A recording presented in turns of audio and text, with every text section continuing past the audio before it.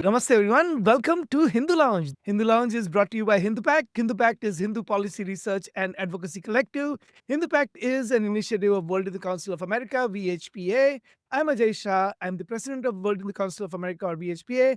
And with me, as always, is Sudha Jagannathan. And Sudha is one of the top Hindu advocates in America, and she does relentless work for Hindu cause in America. Welcome, Sudha. We have a really interesting topic today. I don't think too many people still caught on to it. We hear about AI all the time, and people talk about, oh, the artificial intelligence is going to take over the world and we're going to automate everything and all that. And we started thinking about it and we said, you know what? It may take over the world, it may not take over the world. We don't know. Is there a way where we can use the technology to further the Hindu cause? So we started thinking about innovative use of artificial intelligence. And we said Hindu phobia and Hindu hatred is something that have been on our minds right now because there's so many things going on. There's things happening in Bangladesh. There are reports coming out from Hindus for Human Rights and Indian American Muslim Council. It's a full-time job for them to put out reports maligning the Hindus. And so we can really take our precious daily time because we are not paid political hacks like some of the other people and spend all day, all night countering that. So, is there a way to come up with innovative tools to counter that? Today, we are going to talk about some of those tools that we have built from scratch to counter Hindu hate. Now, I want to say that we are not the first to think about it. There was already a Twitter account and a website called Hinduphobia. They had done some work, but they were generally doing more on text analytics and some sentiment and things like that. But what we are going to show today to our audience is something that is in a completely different category of using really state of the art, cutting edge tools to counter Hinduphobia. So, with that, Sudha, welcome. Namaste to everybody.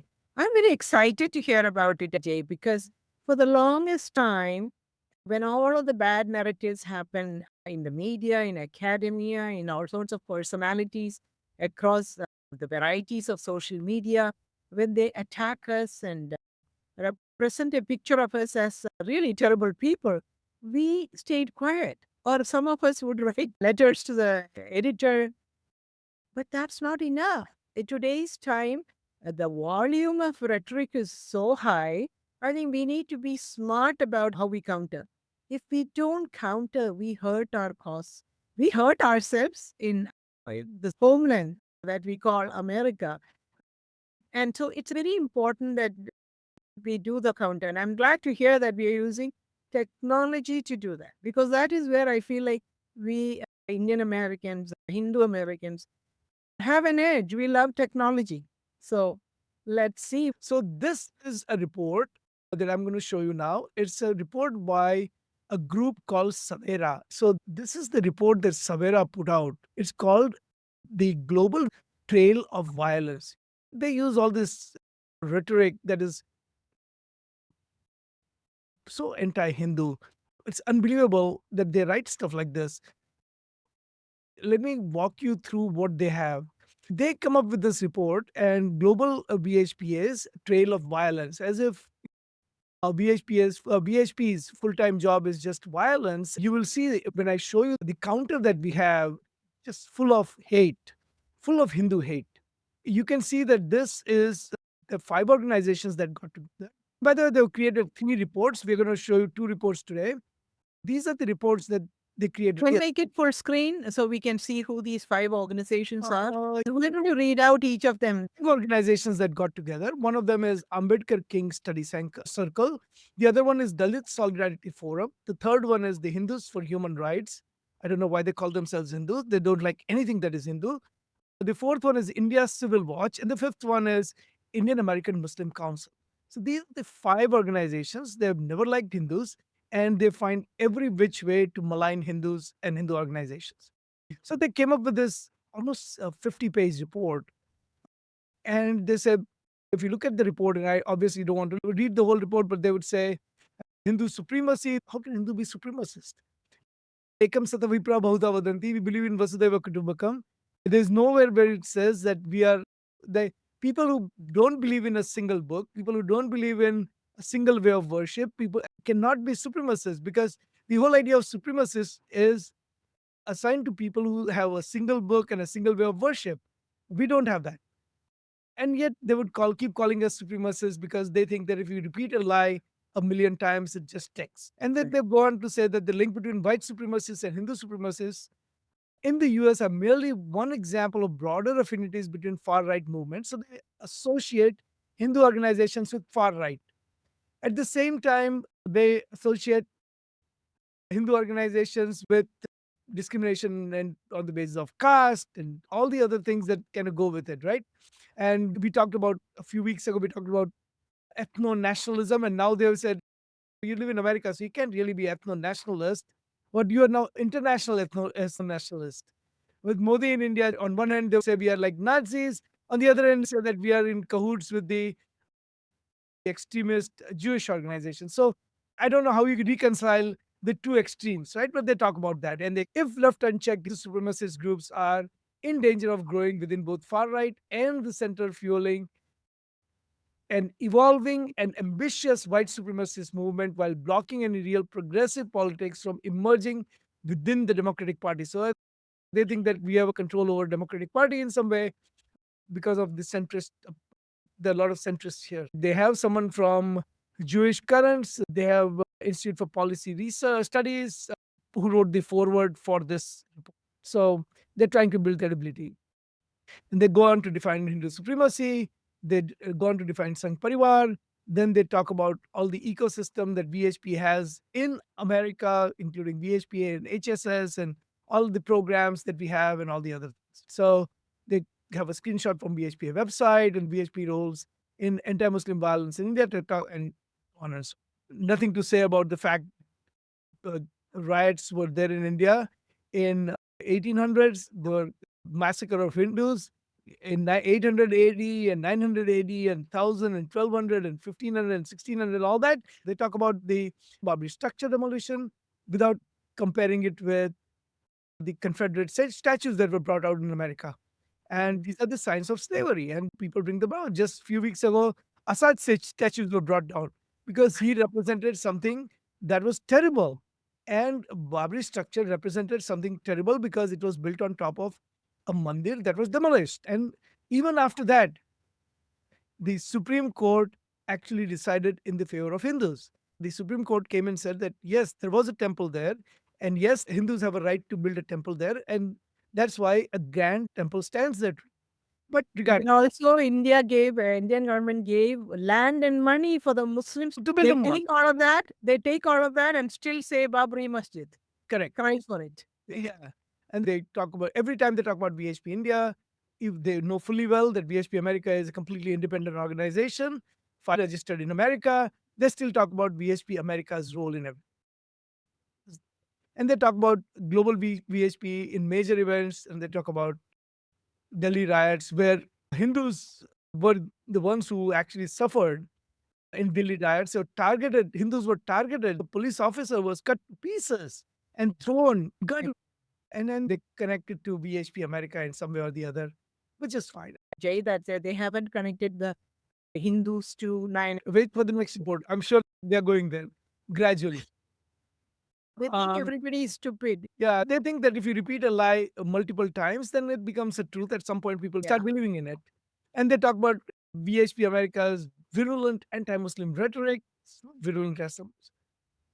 They quote people who are not even part of VHP, who had left VHP, and they talk about casteism and they talk about the ecosystem. And there are a lot of people they have mentioned here, they're not even part of VHPA, but regardless, right?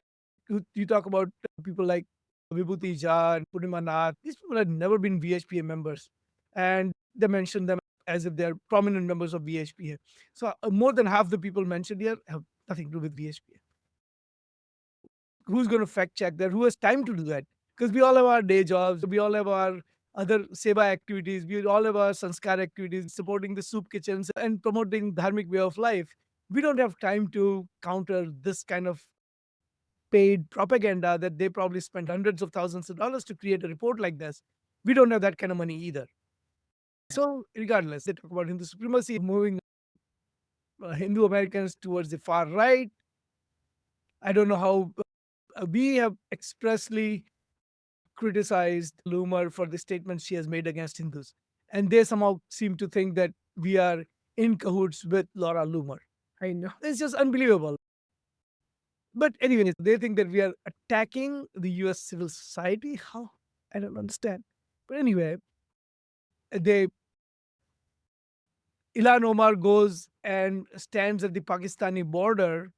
Pakistan has occupied that territory and she's trying to legitimize, and we criticize that, and they think that we are routinely attacking a Muslim American politician without acknowledging that every single person who is a Hindu who ran for the election in America has been criticized by their allies. But they make no mention of that, and they find fault with the Hindu organizations because Hindu organizations stood up for Kashmiri Hindus who have been driven out of their own homeland. They are the native people of Kashmir. They have lived there since the beginning of time, and now they have no place in Kashmir. And you criticize that, and then they come back and say, "Oh, you're criticizing a Muslim American politician." What was Ilan Omar doing in a disputed territory by showing the support to the people who have taken over the Kashmir part that belongs to India?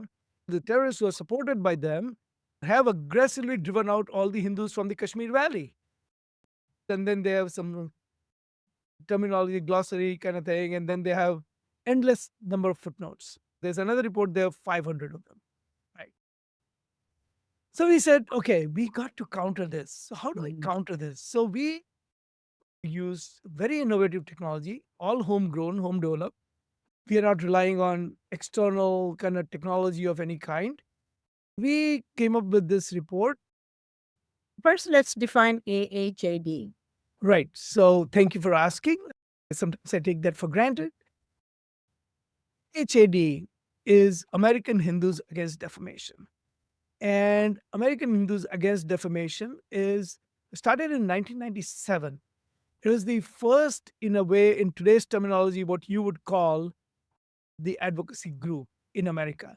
But it was limited and is still limited to defending the denigration of Hindu icons, culture, murtis, and Hindu practices, all that, the misuse and the abuse of these things. And a slight extension to that is also defending Hindutva, the Hindu way of life, because that's natural. Hindutva is Hindu plus Tattva. So the Tattva means essence. So Hindutva is the essence of Hindu Dharma.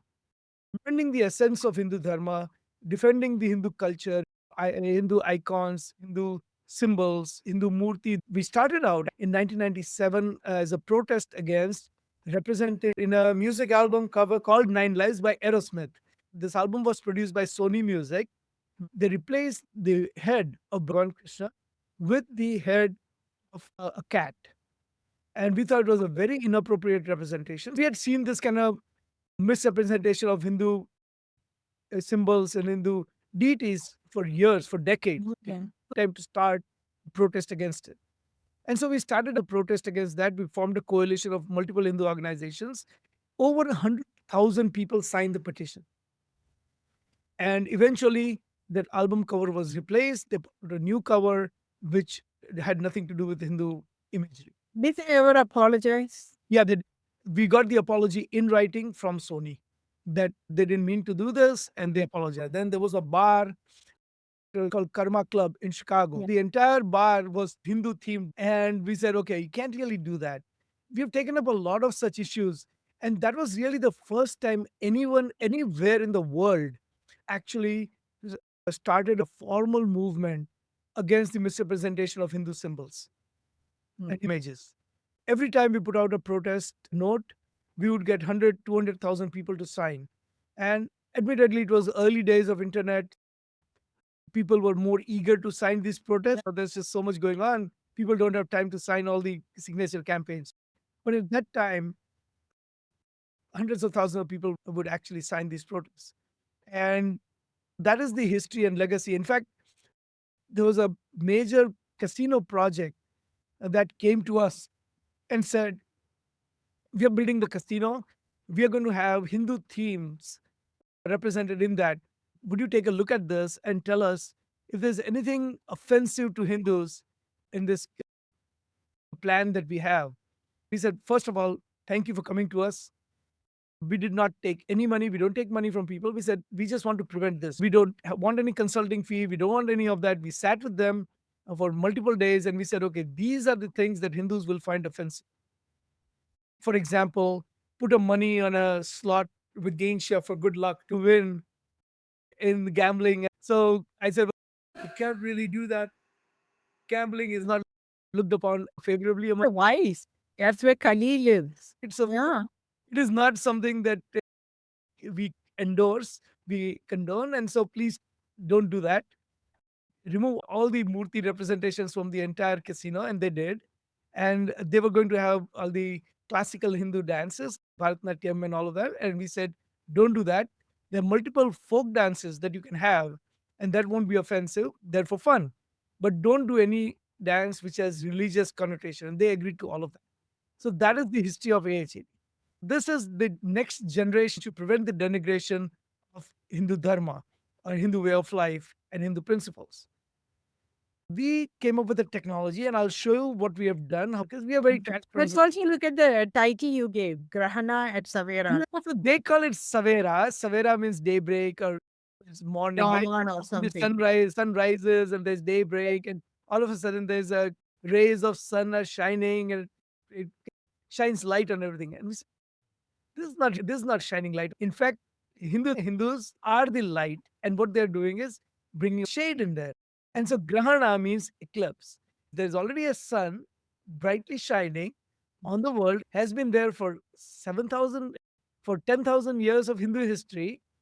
And you're now coming in, you're putting a shade on it, and you're actually covering the sun that is already shining the light. So we are calling it eclipse at daybreak or Grahana at Savera. Very nice. We generated this, it's literally months and months of work. We created a report which is about 70 pages to counter the report. And you can see here, we work with a technology company called Tattva.ai, and we created this report. And you can see that we did a very technical analysis. What is the sentiment on this? So we created a summary of the report and we said the tone is overwhelmingly negative, with Hindus portrayed as aggressors. It is an opinion piece that is disguised as research, and the bias rating, anti-Hindu bias rating, is 5 out of 5. It's extremely biased against Hindus. What the words that stick out in the whole report are far right, hate ecosystem, anti-minority, and Hindu nationalism. And then we created a bias graphic pie chart. We can see what is the bias made of. So bias by labeling, story framing, spin, bias by omission. So all these categories of bias. And then we talked about the sentiment is 80% negative, 10% neutral, 10% positive towards Hindus. And don't ask me where 10% positive is. It's hard to find in a 45-page report. But again, we are very transparent. So whatever the results we get from our algorithm, we present it. And then this is the analysis of the major claims that they've made. For example, the VHP is Global Hindu Supremacist Network that promotes violence and hate. And it's a generalization labeling VHP as Global Hindu Supremacist Network or implies a complex organization with diverse activities. The claim ignores VHP as significant social humanitarian contribution. And then it goes into positive contribution of BHPA, bias in framing, etc. So we take every claim, and there are about 5 or 6 claims, about 5 in this report, and we refute every claim that they have. That is the summary part. And then we go into very detailed sentiment analysis. What are the phrases that they use? And we talk about the key phrases that they've used. For example, Hindu Supremacist Network, they think that we are weaponizing multicultural protections. Now, anyone who has followed X or Twitter in recent times will know that we are really facing unprecedented Hinduphobia in America.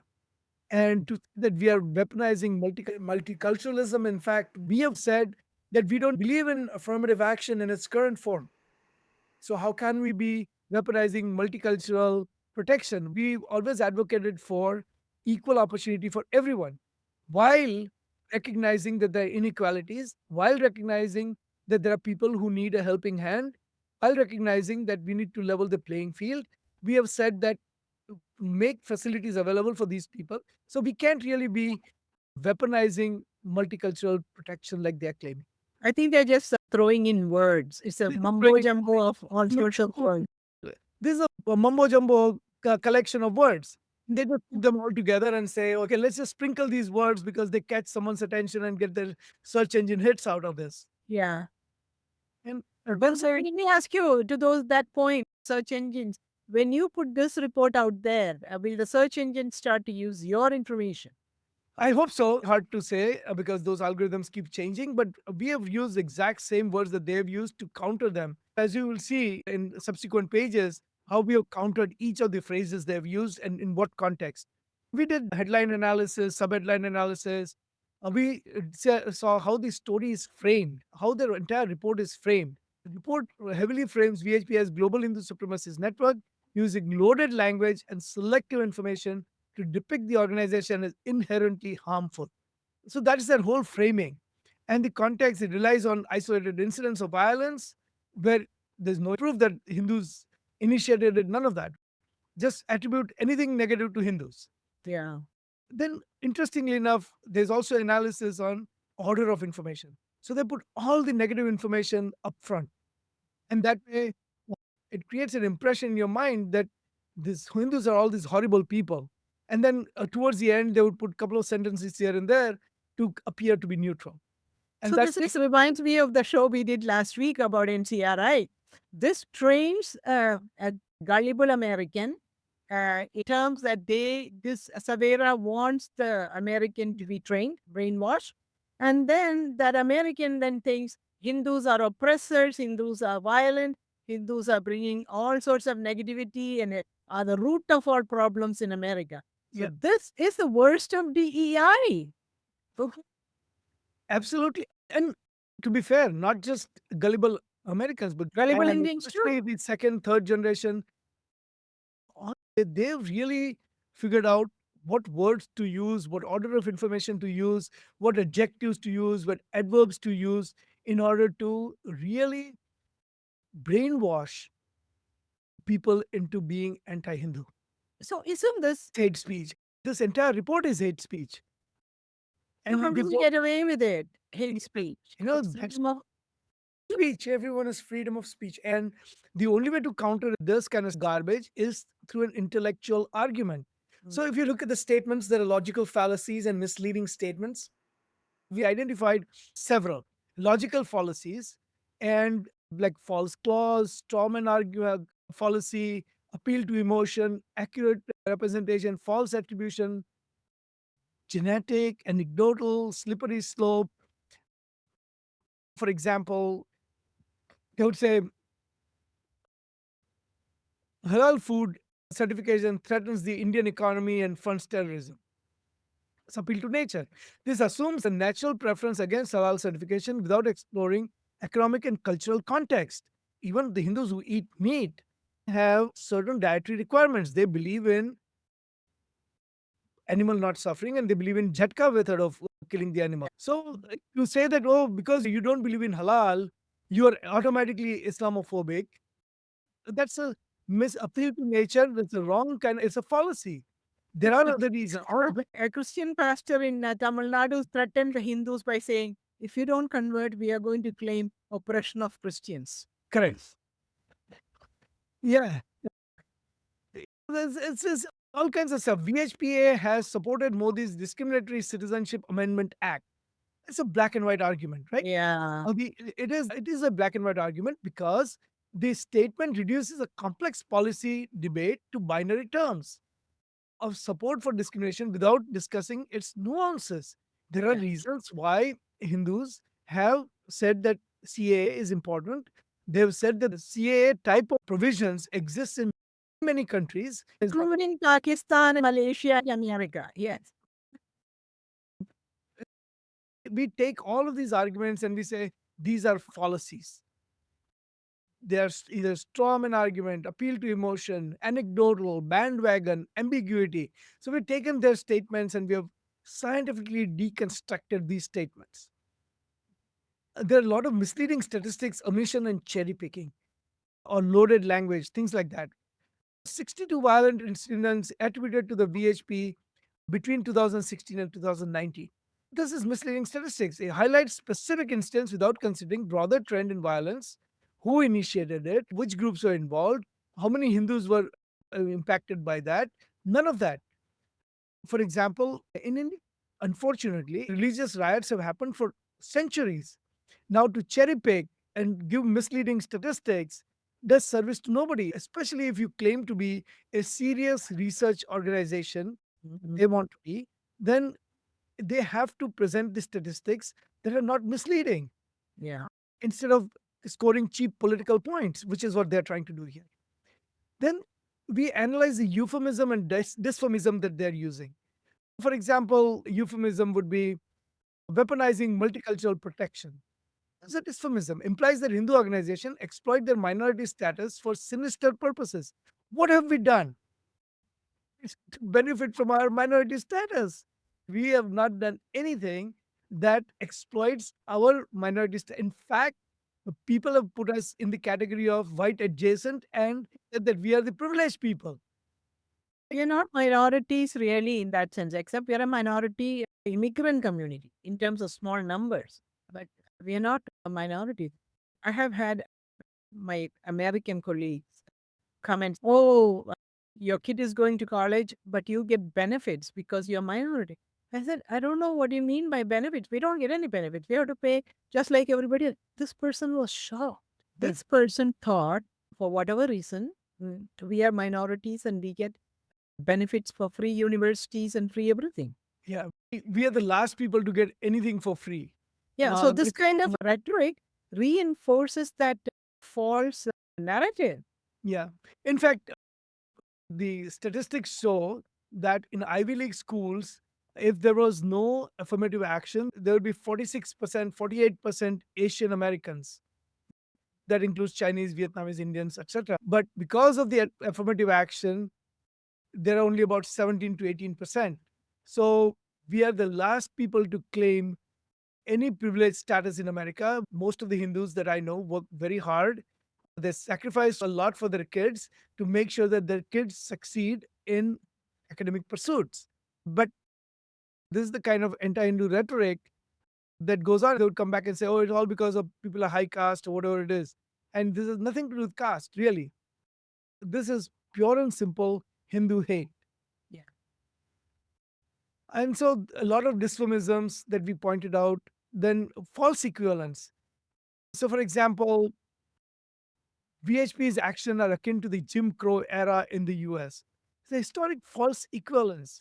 Compares VHP action in India directly with systemic racial segregation in the US, despite significant differences in historic and social context. When did the Hindus advocate for Jim Crow era in India? Never. Yeah, I have to say, the Jim Crow stuff applies to the Hindus who are marginalized Yeah. in India. And that's not what they're saying here. They're saying here that the minority, who is the minority? They're the global majority. They're Yeah. Muslims and the Christians. So Hindu nationalism is comparable to Ku Klux Klan. Extreme false equivalence compares Hindu nationalism to KKK without evidence of systemic racial violence or similar. The organization that I know have claimed superiority the same way KKK has claimed. So we are KKK, we are Nazis, we are what else of Jim Crow era oppressors. What else? What else? You'll be surprised. They also compare us to ISIS at the same time. So there's no VHP's campaigns are as dangerous as ISIS propaganda. I see. So IAMC is so clean, huh? Yeah. Yeah. Like, So, so it's inappropriate equivalence because it equates VHP's campaigns with ISIS propaganda, which includes direct calls for violence and global terror campaigns, lacking evidence of equivalence. Our analysis of their sentence actually says that this is what they're trying to tell the world, that we are like ISIS. Now, where are the armed Hindus going around with machine guns and trying to convert everyone to Hindu dharma, And doing them treating randomly, shooting ISIS power everywhere and all of that? and how were the Yazidi women treated by ISIS? When have any Hindu done anything like that? Yeah. A Hindu has suffered at the hands of all of these people, but we haven't done anything to them. This is very scary. The Yeah. way Unless we spend 150 $200,000, we cannot come up with a counter to this, because we have to employ at least 3 or 4 people. They have to work for 3 4 months, and they have to come up with a response. So what we did was we created a tool that analyzes their report, analyzes the sentiment, analyzes the bias, understands what they're trying to say, and builds a counter argument. This one is the first part that I'm talking about is not counter argument part, but analyzing the biases and the sentiments. highlights the real problematic areas of the Savera report. Yeah. Right? And then there are a lot of hidden patterns and trends. For example, they would take Hindu groups weaponize multicultural protection to curb free speech. They ignore all the multi-faith initiatives that we have undertaken, and they neglect the instance of Hindu organizations engaging in constructive interfaith dialogue. They just don't care. Even if we are doing it, they don't want to see it because that does not fit their narrative. Mm. And they say VHP lobbies for anti-Muslim policies like CA. Again, fails to consider legal frameworks and humanitarian arguments. You make a statement, for example, the VHP operates as a propaganda machine. The target here, the subject is VHP. The sentiment towards the subject is negative. The sentiment category is keyword, and their adjective adverb, and their it's negative, and the rating is 4. But on the other hand, Hindutva follows from fascist ideology. Now, the subject in this case is Hindutva and RSS. The sentiment is negative. The sentiment category is comparative. It is comparing Hindutva and fascism. And it's a false equivalence because you cannot compare ideology that advocates for a Hindu way of life, the essence of Hindu dharma, which advocates for equality among everyone, ekam satabhupra bodha vadanti, respect all different ways of life, all different philosophies, all different ways of worship, all different books that people follow. You cannot narrow it and boil it down to just saying that we are fascists because there's no fascist definition that we would fit under. They don't care. They don't care because they just have a narrative that they want to promote. Fit all Hindu organizations into. Yeah. For example, they would say love jihad is a conspiracy theory to incite hate. But they don't understand that this is coming from families of girls, like we saw the Kerala story, right? Where families of girls who were sent to Afghanistan as well as the other ISIS hotbeds Yeah. after being deceptively converted. And so their families and these girls are speaking up, right? So you can talk about Well, it. actually, it is the biggest case on that topic is by the Kerala Christian Church in the courts about what's happening. So it's not, that is Christianity, and the Dalit Solidarity Network is Christian. Ambedkar Circle, I don't know what they are. Some of them might be Christian, but they don't care because they are all united in this anti-Hindu, anti-India kind of. So without considering that this is actually not something that we are engineering as Hindu organizations, actually coming out of people who have actually suffered, Yeah. families who have suffered. And Yeah. if they don't want to read up on it, just go watch a movie. The Cliff Note version of what history is. Yeah. Then there's media bias. And there's for example, the media bias categories are like sensationalism, bias by omission, story framing, spin, bias by labeling, adjective adverb, logical fallacies, cultural and ideological bias, and so on and so forth. Then there's a source bias analysis. So we have taken all the sources they've used and we have said, what kind of biases are there inherent in the sources itself? So it could be presence, absence of balanced viewpoints, way they've selected the sources, bias by omission, political ideological leaning of the sources they've picked, and then we have a detailed analysis of sources that they've used. So how many pages is this one rebut? This is 65 pages. And their report was how many pages? My goodness, this is good. Yeah. So you can see that here we have looked at all the organizations, all the sources, the Wire magazine, Al Jazeera, Caravan magazine, and we have said these are the sources, these are the biases that they have, and these are the statements that hateful or anti-Hindu. Yeah. So we have actually looked into all the sources that they have used to make their points. Then the next section is building a counter narrative. So you can't really just do a technical analysis and say, oh, this is wrong with you. Then we have to come up with our own counter narrative. The truth has to come out. So our tool actually builds this counter narrative based on all the sophistication that we have built into that. And you can see that here it's analysis, the introduction section, what are the claims, what is the counter narrative in detail, and what are the legal precedences, and so on and so forth. So we analyze all the major claims. For example, land jihad that they talk about. And the claim is that land jihad is unfounded. I just want to point out the biggest problem in India right now is that the Waqf board is grabbing land left and right. Right? They're impoverishing poor people by grabbing illegally land, and they are the number one. Islamic Waqf board is the number one landowner in India, out taking the Catholic Church. Those two are the biggest private landowners in India, not the Hindus. No, millions and millions of acres, right? Yes, more than Pakistan and Bangladesh itself, maybe. Okay, look, there's a Bet Dwarka, which is one of the most auspicious places for Hindus. The island off of Dwarka in Gujarat.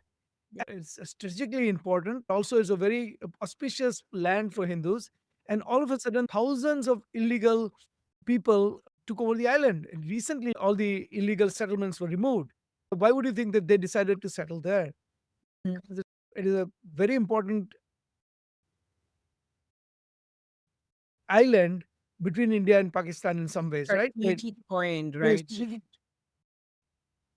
So these are the kinds of things. One of the people who was protesting at the anti-CAA rally actually made a statement that they should break India's neck by taking over the Chicken's Neck area in Northeast India, which is a narrow strip of land that connects the western part of India with the northeastern states. And there was an actual statement made in one of the rallies that if CAA is not removed, then should just take over that place and cut off India's northeast from Western. Yeah, so this is also a very crazy allegations and assertions. But like you said, if it's not countered, this becomes a narrative. Yep. It's like we live in alternate worlds, Ajay.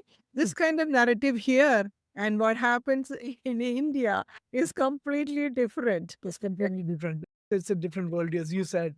Then we have analyzed all the major events, global VHP in major events. We have a counter narrative and rebuttal. For example, Barbary structure, Gujarat riots, anti-Christian riots in Odisha, Delhi riots, and we have some legal precedences as to how the court saw these. Yeah, yeah. And then they have a section on VHPA regularly platforms extremists, and we have accounted for that here and so on. And For then- them, we are all extremists. and For we them, all- we are all extremists. It just shows the extremist show because we are defending Hindu rights and we are speaking up for the persecuted Hindus. All of a sudden, we become extremists because we are advocating for human rights. We are extremists. Yeah. We have done nothing to be extremists. We have not even. We've never gone out and said that we want to convert anyone. We have not said that we want everyone to become Hindus. We have not said any of that. And we have And never committed any serious acts of violence in this country. Well, one. hopefully we never do. And then so we have all of that about casteism, we have the analysis, we have that, and so on. And then finally, we have analyzed all the major events that they have referred to in the report, including the symbolic distribution of Trishul by VHP, which is tradition that goes back a long time where we What was that? the little Trishul of Trishul. It's just a sign that we are going to be strong. And obviously, Hindus need that kind of reinforcement because so many invaders came to India through the history, especially after 758, and they ruled India for 1,000 years straight. And so, this is a sign that I'm resolving in my heart that I'm going to stand up and not be subjugated to that kind of slavery. They think that this is a sign of militarism. This is a 2-inch Trishul that people are using to take a pledge to protect the Hindu society by becoming strong. So Essentially, they want to denigrate and deny as the use of our own symbols. So Trishul it's a symbol of Shiva, and they say you cannot use it. It's like the northeast, some of the northeastern Christian states in India are threatening Hindus from even saying Om Namah Shivaya. I don't know if you know that. oh, I'm not surprised. And then there's no legal case, nobody's been found guilty, and it's all often considered a symbolic gesture in Hindu culture. So to frame that as propagation of violence or militarization, that's absurd, completely absurd. But that's what they're doing. And then we have major organizations who are mentioned. So we have analysis of major organizations like Amnesty International, CARE. These are the organizations that are mentioned in the report. So we analyze them. IMAC, Human Rights Watch, Hindutva Watch, Hindus for Human Rights. So we have description, their activities, their bias assessment, all of that. And then we have analyzed their footnotes. Now, we obviously don't want to spend time and resources in analyzing. We can if we want to. 160 footnotes or 500 footnotes or whatever. We just took top 20 and we analyzed that. And we said, what kind of bias their footnotes themselves have. So the footnotes are not credible, basically. And So you took every aspect of their Savera report, broke it down into specific categories, correct. and through this technology, you're not employing 200 people to do this report or for $500,000 to create the report. We have to be creative because we don't have the amount of money and we don't work in academia full time. And we have to do with what we have. And what we have is innovation on our side, and we can use innovation. We have appendix where we have said that what methodology we use.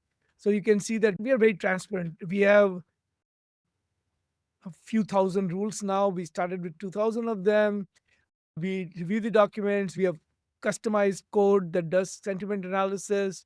We do deep learning in some places. We have our own software that we have developed using standard tools that anyone in this area would know. We have given the methodology where we have done the narrative analysis, built our own large language model, and used the computational algorithm we have integrated with. So it's basically a fusion of multiple AI technologies into one. And then some places we have rephrased the statement, but we want to be transparent. So we have said how it was rephrased to generalize for the analysis and all that. Finally, how do we calculate the sentiment analysis and numeric score? We have entire algorithm here. If they want to reproduce it, they're welcome to do it. I don't know if anyone has time for that, but by all means, please. Not interested in rebutting your rebut. They just want to get their story out. So Take speech out. yeah. So I won't go over all the reports, but we have similar reports that counter what they have. So this gives Let's take a look at the New York Times. that's a really interesting one. New York Times came up with a story on Bangladesh, and they said that the incidents that are happening in Bangladesh are largely exaggerated. They sent two reporters to Bangladesh, and I want to just make a comment here. Yeah, New York Times doesn't have any Hindu reporters who can go to Bangladesh. They found two Muslim young reporters to go to Bangladesh and do this report. And we want to remind everybody that New York Times published a report when the regime change happened on August 5th.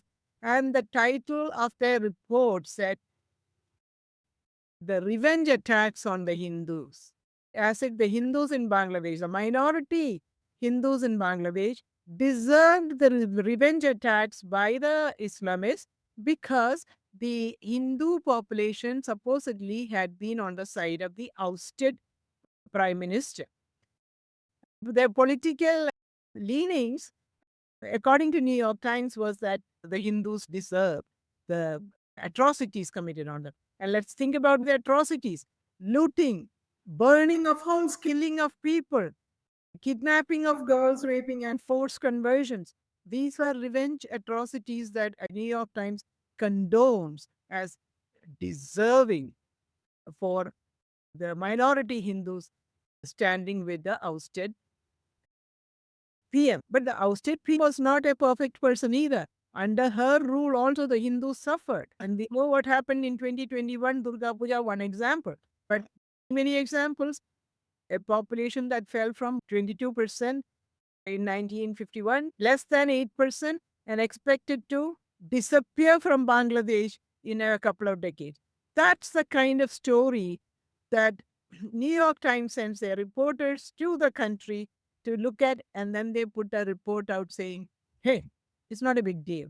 Actually, the big deal is coming by from India that's exaggerating the story. That is how human rights is looked at by New York Times. Really good setting the stage. And I'll tell you something that you may or may not have seen. We tweeted about it today. The Economist named Bangladesh Country of the Year. And they're saying that there's so much positivity and all that to look forward to. Now, this is the new regime in Bangladesh that is responsible for, as per the report in Indian Parliament, over 2,200 cases of or incidents of persecution of Hindus, whether it is harassment of Hindus, killing of Hindus, vandalism of temples, forced resignation of Hindus, all kinds of atrocities, right? And this is the country that The Economist, supposedly a reputable publication, has called Country of the Year 2024 because so much positivity coming out of there. Where is the positivity from the Hindu perspective here? No? There's none. They don't care. It's not just the Hindus, I want to say, it's a minority Christians, minority Buddhists, and the small percentage of tribals. Everybody is a target for the Islamists unleashed by the regime change. And then Muhammad Yunus, the Nobel Peace Prize winner, no less, is enabling all the atrocities. And his economy, as an economist, I want to say, he's driven Bangladesh to the brink of nothing and he's begging India for rice. Yeah. And India is giving them rice. And then at the same time, he is going around maligning India. But anyway, the New York Times story was pretty atrocious. Let's take a look at your email. This is the tool that we created. It's called Samya. Samya means balance. We take the news and the writings or news report or article or whatever it is has anti-Hindu elements to it. And it needs a balanced response. In order to bring about balance in reporting and balance in news and balance in editorials, it took the narrative presented by New York Times and it built a counter argument to that. So, what is Hari? Hindu Pact has four major initiatives. One of them is American Hindus Against Defamation that we talked about earlier. Second one is Chingari. Chingari is Coalition for Hindu Girls Abducted and Their Rights. The third one is Hindu Vote, which we talked about a couple of months ago, where we do voter education. And the fourth one is Hari, which is Hindus Advancing Human Rights. Human rights in Bangladesh, human rights of Kashmiri Hindus, human rights of Hindus in Canada, for example. All of these human rights initiatives are under the banner called Hari. So this is Hindus advancing human rights everywhere, and not just Hindus. When ISIS was killing Yazidis and capturing the Yazidi women and selling them as slaves and all that, we spoke up for Yazidis. And we've spoken about what has happened in UK to Hindus over there. So all these human rights initiatives are under our Hari banner. One question for you. That Savera group of entities, have they commented on the atrocities in Bangladesh? I have seen some tweets from Hindus for Human Rights that cursorily kind of say that we are against the attacks on Hindus. But certainly it's in the passing, they've not really come out on the street to protest. They stand with Gaza. Come out on the street asking for the Biden administration in America to take action against Bangladesh. Just to highlight the hypocrisy of the Ambedkar Study Circle, Indian American Muslim Council, the Dalit Solidarity Network, and the Hindus for Human Rights, they have no compassion. They don't stand for human rights. They only stand for Hindu hate. Exactly. You could not have said it better. Perfectly said. I could not have said it better. You made a perfect point. That's exactly what they are. Response we created in the form of a blog. What is the unionist regime's impact on Hindus? Systemic targeting, not isolated incidents. How they overlook historic and contemporary evidence. They say, oh, there's economic disparity and all that. That's a misleading explanation. There's economic difference, but that doesn't mean you weaponize that against the Hindus. Misplaced focus on Indian policies, nothing to do with Indian policies. You're killing your own Hindu countrymen Citizens. there were the native population there who lived for thousands of years. And we have to revisit religious freedom in Bangladesh. There are international and regional implications, and then we call for comprehensive engagement.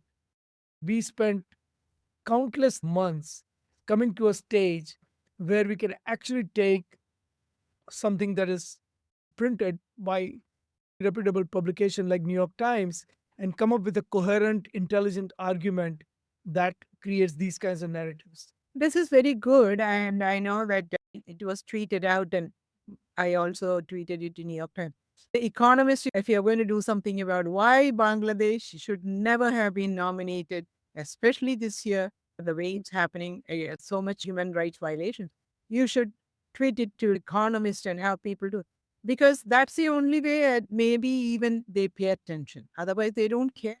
You're absolutely right. And so the one last thing I'll show you is another tool that we have in our tool chest, and this advanced beta. It will be fully done in next couple of days. And this is the one where we do daily news analysis. You can see this here. We have taken some news items and we have done the sentiment analysis of the news and the bias analysis, and we give some rating from the Hindu perspective, from India perspective, from Hindutva perspective, and what kind of bias is there in terms of language, source, representation, mischaracterization. For example, this is an article that came out in DH where they talk about um, the minorities in Bangladesh and our hypocrisy. Is the Indian subcontinent tormented by the traumatic memory, partition violence, incapable of learning this important lesson, or are we, instead of destined to remain trapped in the cycles of communal politics and religious bigotry? Remember, Hindus are the sufferers here. Yeah. The atrocities are on Hindus. And these are people who are blaming the victim for their victimhood. Yeah, which we saw with the New York Times. They were blaming the victims. So again, from Deccan Herald paper, I believe it's been published from Bangalore. These are the kind of things that they talk about. So we came up with a counter narrative, and this is our counter narrative. We say that look, in this news item, is the sentiment towards India is green. So a rating is 2, is rating of 1 to 5. 1 is very pro India, 5 is very anti India. If it is very dark green, it is 1. Very dark red, it is 5. Right. Yeah. The sentiment towards India is probably 2. Hindus and Hindutva is 4. That means it's fairly anti. And the bias rating is on the language, the way they will use the language, 4, and so on. We say, okay, can you give me some more details? I can take, and I can show you the details. And can you see the details? So this daily report, you're going to publish it We're every going to day. publish this daily. Yeah, everything here will be tweeted out. You can see there's an abstract of the news. If you don't read the whole article, we give you an abstract. Then we can say, why is the sentiment somewhat lighter green? Have a full analysis of news. This is being rolled out in next couple of days. We have analysis of tweets that are related to Hindus and India, and that tool will be rolled out in the next few weeks. At some point, you should also look at the narratives that come out of some of the universities, right? Yeah. The Rutgers, the Audrey Trushky trying to push through caste as protected based on 5 examples of nothing. Yes. Huh? This. We have looked at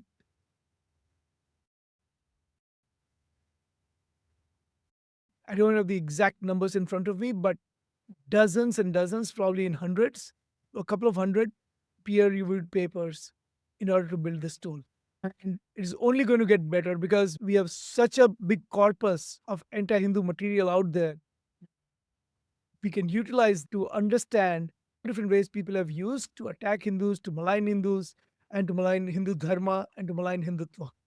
And anyone who says that Hindutva is not the same as Hindu dharma is just that's the first sign of Hinduphobia. I feel that the virulence of attack increases because nothing they say really can be proven. Meaning, when they say we are oppressors, there is no proof they're oppressors. The one about the ethno-nationalism, the way that, what is it, the professor at Harvard, whatever her name was, she said, we need to find the money, we have to trace the money, but we can't find any money trail. That is Hindutva and wherever the money trail is, they can't find it. You're so right because we are all 501c3 organizations. Our books are open. Yeah. Because people send money, $20, to support a little kid in India. And this is not going to like a Hindu getting armed like ISIS with machine guns and all the other medium, light, and heavy weapons. We are giving $20 to a kid.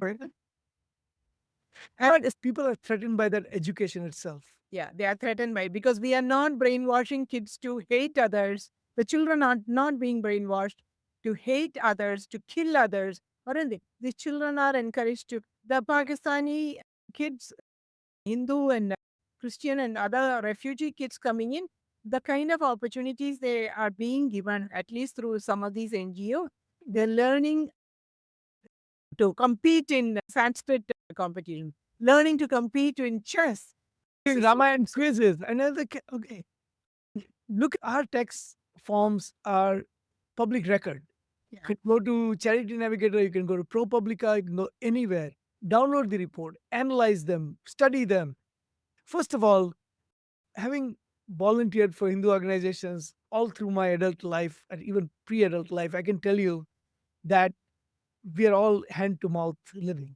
Yes. There's no money. Just doing the work we do because we are passionate about our identity, our faith, and we're not going to let somebody else define it. And that's what your reports do. You're saying, we define us, you don't define us. And I'm hoping that these reports start to create a corpus of counters. Yes, I have a question for you. How much do you think this technology cost us? You know what? I don't know if you should even say that in public. I can say that in public.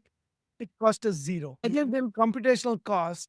Yeah. Other than when we go and buy servers and things like that, we have to pay for the server cost and computing cost and things like that. Otherwise, it's all shamadan.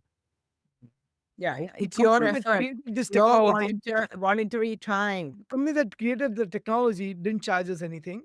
Yeah. And basically, it is all volunteer work. That is again very unique to our community, I would say. The matter of doing something for the dharma, protecting our dharma, it's our duty. And so it's very, very laudable. I have to say, I'm a little bit relieved that we have a way to counter the nonsense. I hate to say the word nonsense. It is not nonsense. The hate speech is Malicious. It's very malicious, dangerous.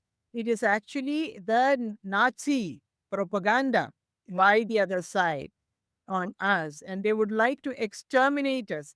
And this is what some of our leaders said in the Dismantling Global Hindutva. That was an attempt to hang 9/11 around the Hindu neck. Because and the worst part is it was done during night. It was done in September on September 11th. The 20th anniversary of the 9/11, they did it. So maybe the world would have remembered. Yeah, Yeah. so the focus shifts to Hindus. Yeah, to Hindus. Yeah. Yeah. Unbelievable. So, yeah, unbelievable. But unfortunately, Ajay, Kali Yuga has only started. A long way to go. So these are all good ways to counter and stay a So little bit ahead of the game. Thank absolutely. you so Yeah, much. this was a great show. Thank you for giving me opportunity to talk about some of the work that we have done. As I end this show, I have an announcement to make. My term as the president of VHPA is getting over tomorrow. And one of the decisions that BHP has made is to spin off Hindu Pact as a separate organization, separate 501c3. So next week, when we talk, this show will not be brought to you by World of the Council of America or VHPA. It will be Hindu Pact as a separate nonprofit organization. We are in the process of registering Hindu Pact, and we can use all the support in terms of volunteers funding so that we can create these kinds of technologies. Even though we get a lot of shramda, we still need money for hosting, we still need money for buying servers, and going forward there's a lot of manual work that is going to be needed to curate the material and all that. So we need to have student interns, we need to have other employees. I would really appreciate if everyone can still go to the same link, hindupact.org/donate, and please contribute whatever you can, even if it's $10 a month. That would go a long way. So thank you, Sudha. Thanks for being with me on this and on this Thank journey. you. We Thank learned a you. lot about how the anti-Hindu, anti-India cabal works. Yeah, And it's important for every Hindu out there to stand up and push back. fight back. Yeah, Kali. Thank you again, Sudha. So Thank thank you. you. This has been Hindu Lounge, as brought to you by Hindu Pact, Hindu Policy Research and Advocacy Collective, an initiative of World Council of America, VHPA, and with Sudha Jagannath, I am Ajay Shah, the president of VHPA, just for another day. And then it's taken over by more competent people, and I wish them all the best publicly and as well as I've done it in private. So VHP's great work continues, and Hindu Pact will flourish as an independent organization. Thank you, everyone. Namaste.